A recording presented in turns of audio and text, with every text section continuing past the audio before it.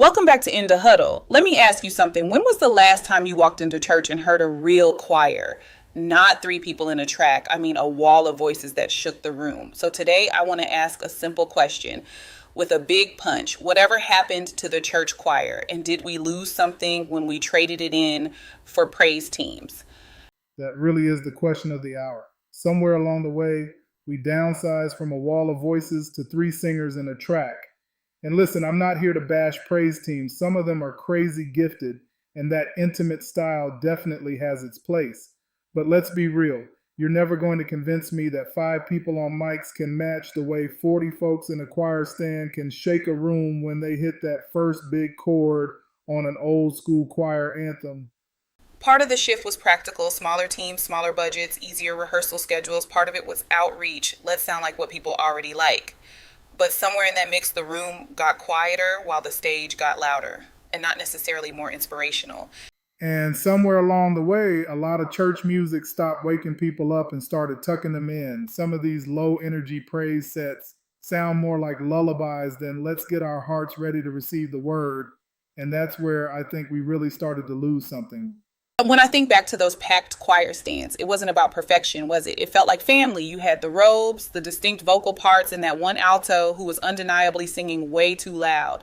It was raw, but it was real. Did we actually lose something vital to our culture when we made this swap? We lost the great equalizer. Think about who was on those risers. You had the senior deacon, the struggling teenager, the single mom, and the retired saint, all crammed together, shoulder to shoulder, trying not to catch the Holy Ghost in a leg cramp at the exact same time. It was a place for everyday people, people who might never have the vocal chops to lead a solo, but they could blend. They could show up. They could be part of something so much bigger than themselves. That's a fascinating way to look at it. The choir wasn't just a musical performance, it was a little snapshot of the whole community. But let's talk about the music itself for a second, because the sound has completely changed too. What are we actually listening to now compared to the gospel music of a few decades ago?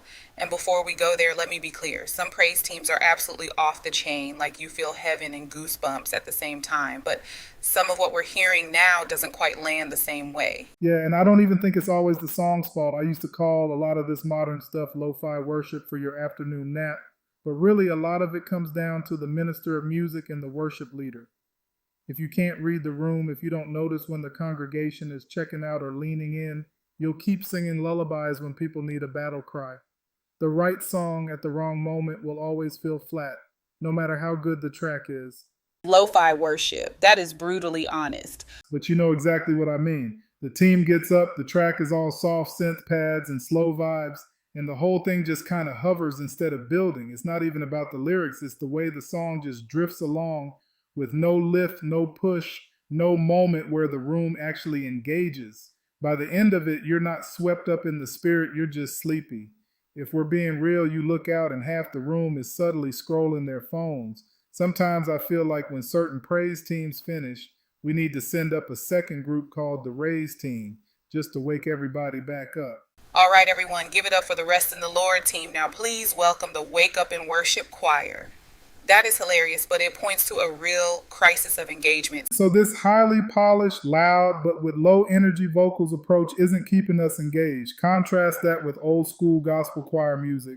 It didn't rely on 1,000 complex poetic lyrics. It relied on drive. You had sopranos cutting through the air, tenors pushing the melody, altos holding the foundation, and a choir completely locked in. Before the second verse even hit, the whole room was on its feet. It had a kinetic energy to it. It physically moved you. But I can already hear the critics pushing back on this.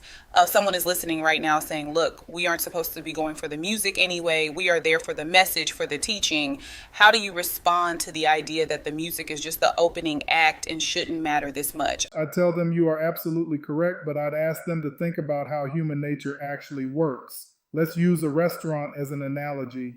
You go to a restaurant for the food, right? That's the core reason. But if the wait staff is friendly, the atmosphere is vibrant, and you feel welcomed, you put that place on your regular rotation. If the food is phenomenal, but the service is terrible, the ambiance bad, and the room feels dead, you are not going back because there are other options for food. The music, the choir, the shared energy, the engagement, that is the atmosphere that prepares the heart to receive the message. And let's be honest, when we hear music with a good upbeat rhythm out in the world, we don't just sit still. We move, we dance, we clap. If you went to a club and they played slow jams all night, you'd be like, yeah, I'm not coming back here. Y'all know how you act when a good DJ hits the Cupid shuffle or boots on the ground. You're tripping over chairs trying to get to the floor. Now I know it's church, but we're the same people. Don't y'all play with me. If we can cut up for a DJ, we can at least move a little bit for Jesus. Give me some Mississippi Mass Choir energy. Give me some Hezekiah Walker every praise. Something that makes the whole room want to move with God instead of acting like being frozen is more holy. Exactly. So it shouldn't be a problem when the church has some upbeat gospel we can move to. If we can two step in the club, we can two step in church. That makes perfect sense. We aren't purely logical machines, we are emotional, communal creatures. And that brings me back to the deeper sociological cost of losing the choir. You mentioned earlier that the choir was an equalizer. It seems to me we didn't just lose a specific sound, we lost an entire system of human development. Exactly. We lost the living classroom. Youth choirs, children's choirs, male choruses, these were training grounds for life. Choir practice taught deep, gritty commitment. You had to show up on time week after week, even when you were exhausted from work or school. It forced you to build relationships across different ages and socioeconomic backgrounds. You learned how to communicate, how to encourage the person next to you, and how to handle constructive criticism when you hit a flat note. And crucially, it taught teamwork in a culture that's increasingly obsessed with the individual. You had to learn to blend your voice, really listen to the people around you, and support the whole song instead of trying to be the star of the show. You see the opposite all over music now, not just R&B, but across genres. Most of the groups broke up because somebody felt they weren't getting enough shine. Everybody wants a solo spotlight. That's why we need more choirs and more groups, spaces where it's not about look at me, it's about listen to us. Which is the exact opposite of what our culture pushes today. The choir taught you that your gift is an act of service, not just a platform for performance. And that's a huge loss for the younger generation because church has slowly turned into a spectator sport. You come in, you sit down, you watch a few talented people do ministry for you. The choir reminded us that we're supposed to participate, to bring what we have, even if it's incredibly imperfect, and let God do something powerful with all of our little pieces put together. Imagine being a kid today. You have a decent voice, but you're naturally shy. In the old days, an elder would spot you and say, come on over here, join the youth choir. Just stand right here between these two older kids. You'll be fine. There was on ramp. Today, that same shy kid looks up at a stage featuring a flawlessly tuned professional grade praise team and immediately thinks, I am nowhere near good enough to do that. We took a massive welcoming front door for service and replaced it with a tiny exclusive VIP entrance. That is the tragedy of it. We engineered the participation right out of the room in the name of excellence. And I guarantee you, if you ask any leader, they would love to see the percentage of people who actively serve go up. It's better for the community, it's better for the leadership, and it is profoundly better for the individuals themselves to feel needed. Now, before we get completely lost in a wave of nostalgia, I have to play devil's advocate again. Was everything in the old school church better? Surely there are some trends from the past that we are actually glad to see fade away. Oh, absolutely.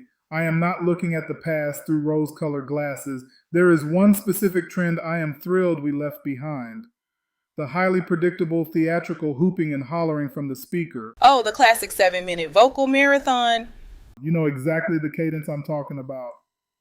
The speaker hits a certain rhythm, the organ player suddenly drops in a chord, and for the next 7 minutes, you can predict every single sentence word for word. They say, let me close now 3 times, and then they hoop the exact same thing for another 20 minutes. I actually sat down once and analyzed one of these sermons. I realized the speaker was just repeating the same 4 phrases over and over again, heavily punctuated with sound effects. Just a lot of volume with zero actual content. Huh. Can I get a witness? Oh, yeah, you can't not mention that preacher who breathes in like he has a bronchitis infection after every sentence. Exactly. And look, I am all for passion. Let your voice crack. Show your emotion. Weep if you are moved. You know, the Bible even tells us this is part of our calling. Isaiah says, cry aloud, spare not, lift up your voice like a trumpet. So when we raise our voices for God, we're just doing what he already told his people to do. By all means, if hooping is your style, do your thing. We are not here to judge, but only to offer commentary. So we don't miss the predictable theatrics, but we deeply miss the choir. The question then becomes, what do we do about it? We can't just fire the praise teams. As we established, they have a role and the culture has shifted. How do we bridge this gap between the desire for modern excellence and the desperate need for communal participation? I think it's time to respectfully buck the trend. We've had years of choir decline, and the pandemic only sped that up. But what if just once a month, churches brought back an old school music Sunday that was all about high congregation engagement? Songs, light people up emotionally and drive real participation, not just polite watching. Just once a month, that feels highly achievable. What does that look like in practice? It means you gather whoever you have and intentionally build for engagement, not perfection. Put them in robes if you want full nostalgia, or just say blue jeans and white shirts. The dress code doesn't matter. What matters is choosing songs that stir something deep in people, with enough rhythm and drive that folks actually want to stand up and participate. Give kids and youth a clear spot in that mix.